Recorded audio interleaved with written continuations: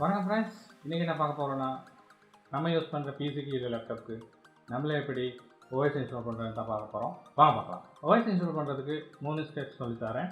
முதல் விஷயம் நமக்கு தேவையான பயோஸை செலக்ட் பண்ணிக்கணும். ரெண்டாவது விஷயம் யூஎஸ்பி பூட் டிவைஸை க்ரியேட் பண்ணிக்கணும். மூணாவது விஷயம் ஓஎஸ் இன்ஸ்டால் பண்ணணும். ரைட், முதல் விஷயம் பயோஸ். என்னத்துக்கு பயோஸை பற்றி சொல்ல வரேன்னா, நான் இங்கே பயோஸை பற்றி எந்த லெக்சரையும் எடுக்க போகிறது இல்லை. யாருக்காவது பயோஸை பற்றி தெரியணும்னா கமெண்ட் செக்ஷனில் கமெண்ட் பண்ணுங்கள். நான் அதை வேலையாக எப்படியும் ஒரு வீடியோ செய்ய இல்லாத ஒரு கிட்டத்தட்ட 3 வீடியோவாக செய்ய வரும்னு நினைக்கிறேன். கண்டிப்பாக செய்கிறேன், கமெண்ட் பண்ணி வைங்க தேவையாக இருந்தால். Right, okay. நாங்கள் பயோஸை பற்றி பார்த்தோம்னா பயோஸில் 2 பயோஸ் இருக்குது. ஆரம்ப காலத்தில் வந்து லெகசி பயோஸ், இப்போ உள்ள UEFI பயோஸ். நாங்கள் யூஸ் பண்ண போகிறது UEFI.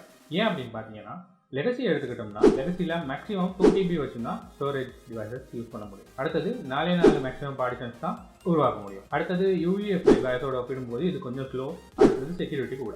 ஸோ UEFI பயோஸ் எடுத்துக்கிட்டோம்னா அதில் மேக்ஸிமம் 9 ZB வச்சும் ஸ்டோரேஜ் டிவைசஸ் யூஸ் பண்ணிக்கலாம். அதாவது ஹார்ட் டிஸ்கை பற்றி பேசுகிறேன். அதில் மேக்ஸிமம் வந்து 128 பார்ட்டிஷன்ஸ் வந்து கிரியேட் பண்ணிக்கலாம். இன்னொரு விஷயம் பார்த்தீங்கன்னா, லெகசியோட ஒப்பிடும்போது இதில் செக்யூரிட்டியும் கூட ஸ்பீடும் கூட. அடுத்த முக்கியமான விஷயம் என்னென்னு பார்த்தீங்கன்னா, லெகசி பயோஸில் யூஸ் பண்ணுற பார்ட்டிஷன் டேபிள்ஸ் வந்து MBR இருக்கும். இங்கே வந்து நாங்கள் GPTயில் யூஸ் பண்ணுவோம். ஸோ இவ்வளோ தான் பயோஸை பற்றி சொல்லணும். இதில் நாங்கள் சாய்ஸ் பண்ண போகிறது UEFI பயோஸ். இதை நாங்கள் வந்து பயோஸ்குள்ளே போயிட்டு மாற்ற வேண்டிய சில சூழ்நிலை வரும். ஏன்னா சில பழைய லேப்டாப்ஸில் இன்னுமே லெகசி பயோஸில் அது பாட்டுக்கு ஓடிக்கிட்டு இருக்கும். ஸோ நமக்கு தெரியாது தானே. அதனால பயோஸ்க்கு போகிறீங்க. பயோஸ்க்கு என்டர் ஆகிறதுக்கு வந்து மோஸ்ட்லி எஸ்பின்னு பார்த்தீங்கன்னா F10 இருக்கும்.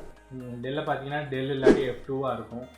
சூஸை பொறுத்தவரையிலையும் F2 ஏசரும் F2 வரும். சில நேரங்களில் மாறுபடலாம். அந்த மாதிரி நேரங்களில் நீங்கள் கொஞ்சம் கூகுள் பண்ணி பாருங்கள், பயோஸ் கீ என்னன்னு பார்த்துட்டு பயோஸ்க்கு என்டர் ஆகுங்க. F2 ப்ரெஸ் பண்ணி பயோஸ்குள்ளே போயிட்டு பயோஸில் முக்கியமாக இந்த CSMன்றது நமக்கு தேவையில்லை. ஏன்னா நாங்கள் UEFI பயோஸ் தான் யூஸ் பண்ண போகிறோம். ஸோ அதனால் அதை டிசேபிள் பண்ணிவிட்டு ஃபுல்லாக UEFIயில் உள்ள OS இன்ஸ்டால் பண்ணுறதுனால தான் அதை நான் டிசேபிள் பண்ணுறேன். அதே மாதிரி செக்யூர் புக்கில் போயிட்டு OS டைப்பில் விண்டோஸ் UEFI மோடுங்கிறதையும் செலக்ட் பண்ணிவிட்டு அதோட மேலேயே இருக்க பாருங்கள் பாஸ்போர்ட் அதை டிசேபிள் பண்ணிக்க. ஸோ இவ்வளோ தான் பயோஸில் நாங்கள் செய்ய போகிறோம்.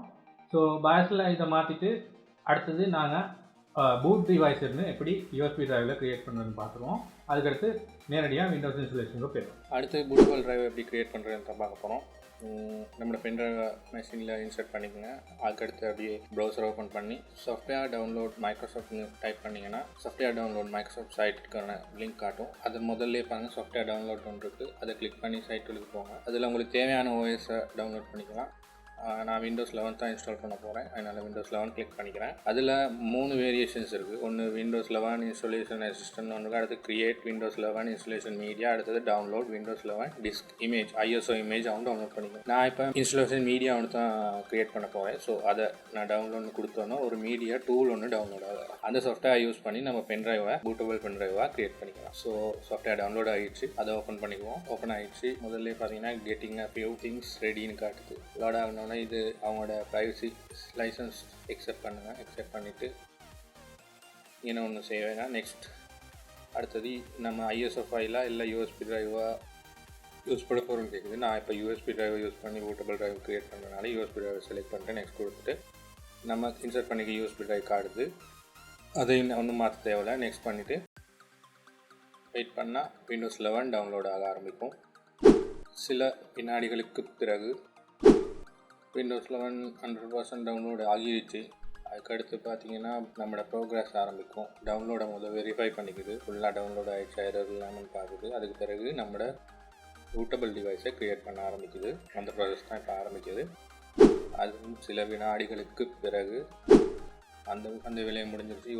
USB flash drive is ready. கொடுத்தோன்னே செட்டப் இஸ் க்ளீனிங். ஓகே, நம்மளோட பூட்டபிள் பென்ட்ரைவ் க்ரியேட் ஆகிடுச்சு. இனி OS இன்ஸ்டால் பண்ணுற வேலைக்கு போக வேண்டியது தான்.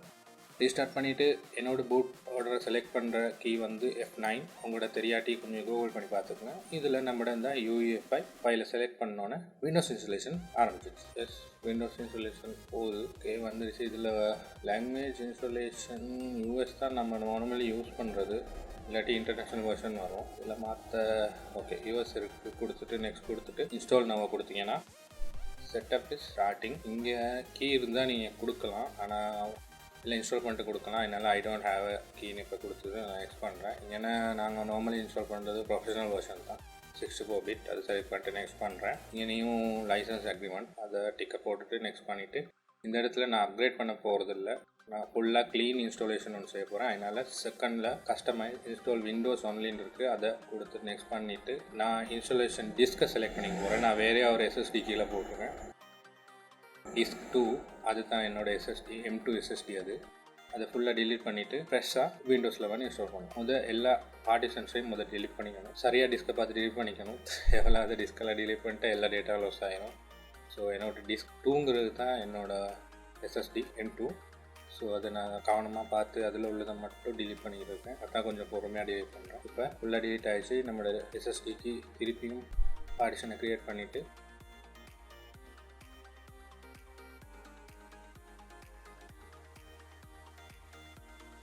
பார்ட்டிஷன் 3 செலக்ட் பண்ணி நெக்ஸ்ட் கொடுத்தீங்கன்னா இன்ஸ்டாலேஷன் ஆரம்பிச்சிடும். சில வினாடிகளுக்கு பிறகு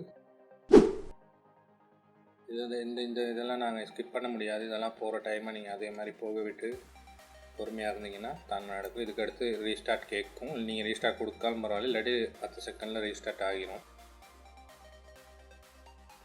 ஓகே, நம்மளோட இன்ஸ்டாலேஷன் ப்ரோக்ரஸ் ஆகுது.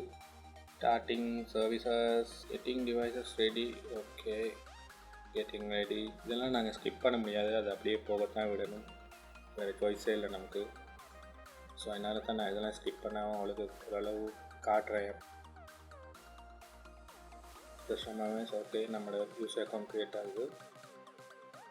ஓகே, விண்டோஸ் 11க்குள்ளே போகிறோம். அப்டேட் செக் பண்ண இப்போ புதுசாக அதெல்லாம் ஆட் பண்ணியிருக்காங்க.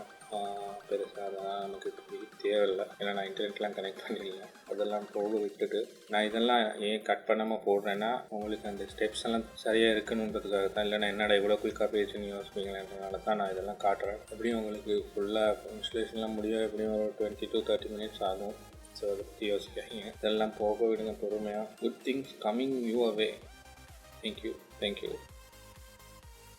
ரைட், நம்மளோட யூசர் அக்கௌண்ட் க்ரியேட் ஆகி லாகின் ஆகுது.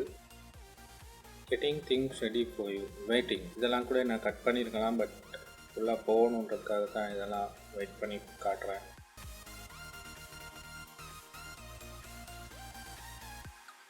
ஆல்மோஸ்ட் தேர். ஓகே, விண்டோஸ் வந்துச்சு. இவ்வளோ நண்பர்களே, ஏதாவது டவுட்ஸ் இருந்தால் கமெண்ட் செக்ஷனில் கமெண்ட் பண்ணுங்கள். கண்டிப்பாக ஃபியூச்சரில் செய்கிறேன். இந்த வீடியோ உங்களுக்கு பிடிச்சிருந்தா லைக் பண்ணுங்கள், ஷேர் பண்ணுங்கள், சப்ஸ்கிரைப் பண்ணுங்கள். அடுத்த வீடியோவில் உங்களை சந்திக்கிறேன்.